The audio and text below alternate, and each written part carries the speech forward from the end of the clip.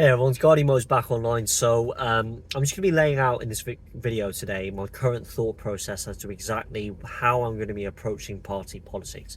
I'm still torn between whether I should retain my membership with UKIP or switch over to Advance.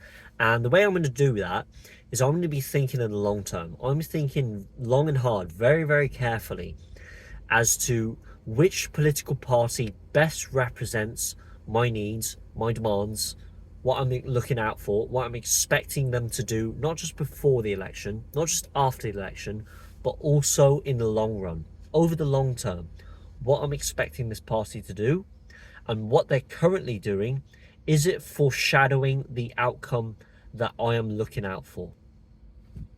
So the way I'm going to do this is I'm looking at the current party's manifesto, their policies and their mission statement, their plans, their visions, and I'm going to be comparing the two. So what I'm expecting this party to do is to form a set of concrete policies, cohesive plans into a cemented manifesto. There is no point of winning an election just for the sake of winning. Before the election, there's a lot of work that needs to be done. You have to have a proper manifesto. You have to have a list of policies that addresses all of the issues, all of the problems that the British people have in order to genuinely make the necessary changes, implement the right policies, genuinely save this country and make Britain great again. So let's just say, for argument's sake, out of some miracle, I'm talking about things hypothetically, out of some miracle, you manage to build up enough momentum, you drum up enough support to win a majority in Parliament. You beat all of the other parties and you win 326 seats. Right, okay. That's just the first hurdle though. You've only started on the first chapter of saving this country. What needs to happen is that you have this properly cemented set of policies, you have a proper manifesto put in place. On day one, you need to turbocharge policy implementation. You have to bulldoze your way through Parliament and get all of these policies implemented left, right and centre. Illegal immigration. You have to sort out the problem with the religion of peace. The 50,000 terrorists that are on MI5's watch list. Brexit. Getting out of the ECHR. Getting the death penalty sorted.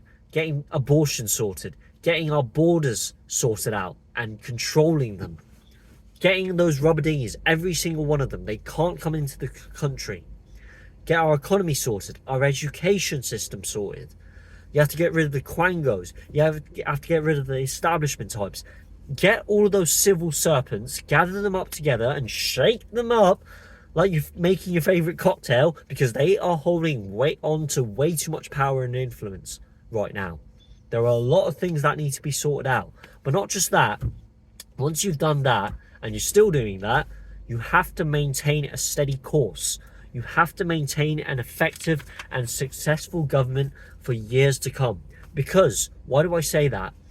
The Labour Party, the Tory Party, the Lib Dems, the Reform Party, all of them are going to be forming up a coalition to try their best to topple you over, to regain power and to drive you out of Parliament.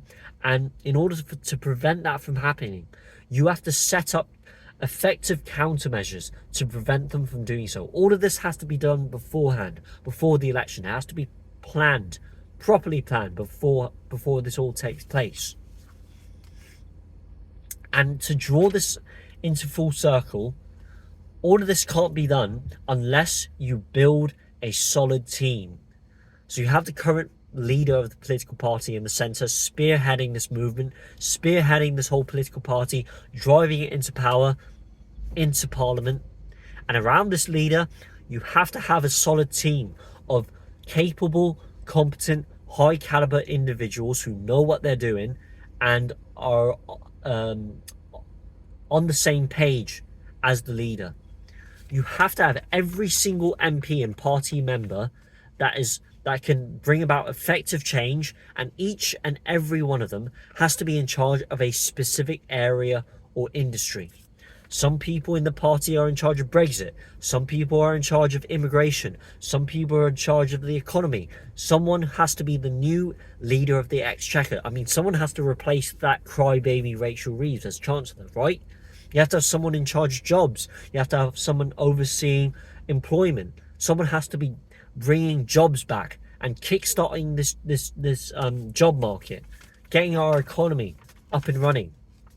You have to have someone overseeing every single industry in this country: farming, agriculture, the fishing industry, construction, infrastructure, engineering. You have to have someone looking over our landscape, our environment. How about animals going into extinction? Crayfish, red squirrels. What about wolves and bison? There's talks about them coming back to roam these lands across the north and south of the British Isles. You have to have someone overseeing that. What about Universal Studios? In case you were living under a rock, Universal Studios is going to be a major theme park project coming in 2030. It's going to be it's going to be playing a major role in our economy. You have to have someone overseeing that. And all of this has to happen for years to come. That is what I'm expecting from the political party that I'm going to be supporting. All of this has to happen before the election. All of this has to be pre-planned and properly laid out. They have to all come together and build a solid team. All of this has to happen. And right now, Reform aren't doing that. Reform aren't doing that.